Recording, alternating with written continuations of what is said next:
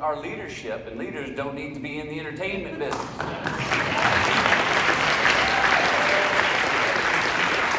You know, when you see me in a film that is basically fictional. I've read a script, I'm playing a character. That's not the role that the leaders of our nation need to be playing. They just don't need to be. So, the adults in the room, I've heard that term thrown around. Yes, the adults in the room. Don't allow,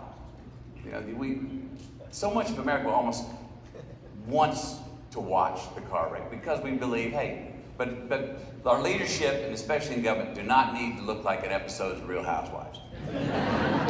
When we negotiate, and when we decide. And sometimes that's what comes off. And as we know, that's also what's going to be promoted. That's what's going to get the most likes. That's what's going to be watched the most. So how do you negotiate the right way with decency? And how do you show that two sides can at least understand the other side and still walk away going, I hear where you're coming from. I disagree on this point, but I hear where you're coming from. How do we market that? How do we sell that? How do we sell that as one, healthy, but also sexy, and also fun, and also the way forward? Success doesn't have to be boring like that, and we're gonna have to feed America that, I think, for it to become part of the social pop culture sort of vernacular. But it can change. It can change because I think we're hungry for it, and America's hungry for it, and the pop culture is hungry for it, even if we don't know we are. We're hungry for it.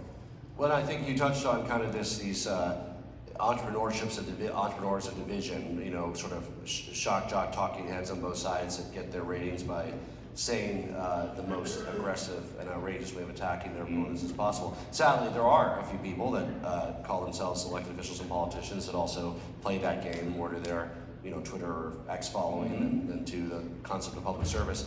Another thing we've experienced that's well documented is what's called the perception gap, which is that Democrats assume worse of Republicans, Republicans assume worse of Democrats, and really mischaracterize what they're even opposed to. Yes. You've probably seen some of that. You've taken your work to DC and others.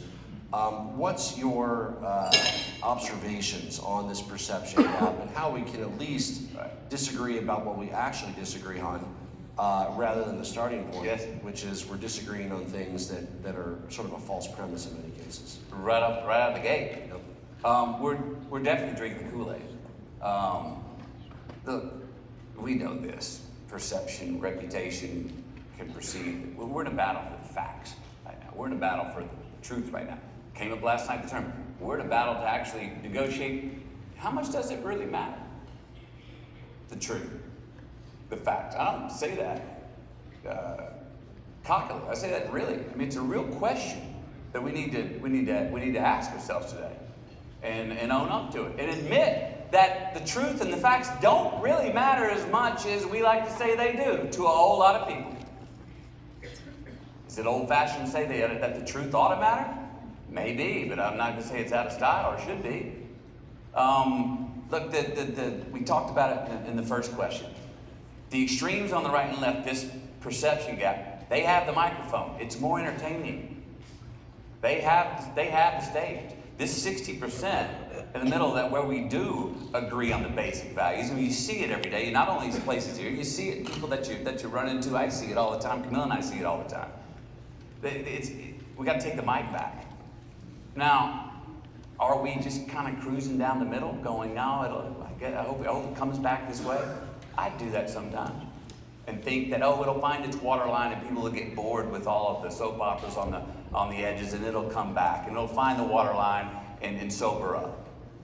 I don't know. I think we probably need a little more teeth than that, and need to get a little more aggressively centric, and see this meeting in the middle that I call as a place of real aggression. Actually, it's not a neutered shade of gray of full-on inherent compromise. It's actually a very strategic position to be in, to know when you want to go a little left or when you want to go a little bit right, to at least meet someone and be able to look into their passage and see where they're coming from before you were playing, because we're caught in this invalidation upon howdy. We are counter-punching Oh, we're right now a nation of counterpunchers, or at least that's what it seems to me. A vision forward is coming forward with an idea. Right now, if I invalidate you, we don't have to, we right now don't have to go back to the word confrontation earlier, which means you can't have unity without confrontation. We're not having real confrontation right now. If I invalidate your position off the bat, that's a lack of courage on my part right out of the gate. That's not real confrontation. There's no battle.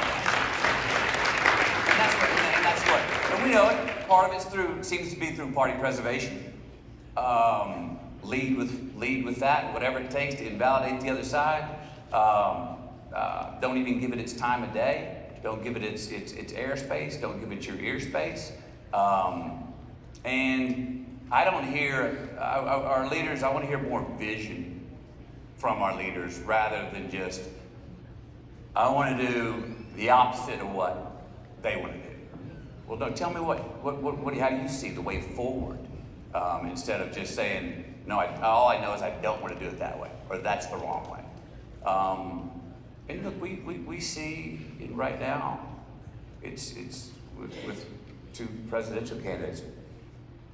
Fear, let's admit, fear is easier to sell than hope. It's more measurable. You know, we talked about the invisible assets of being able to market a good negotiation. It's harder to sell. That's page 14. The deficits, though, the losses, the train wreck is front page, bold print. And it's what we see and what we remember. So how can you sell belief, which I think is what we really need more of in our country right now is belief, whether it's literal belief in the prime mover or God, or whether it's belief more in ourselves and our neighbors and what America can be. We need more belief, but it's hard to sell that. Harder to sell belief and hope than it is fear.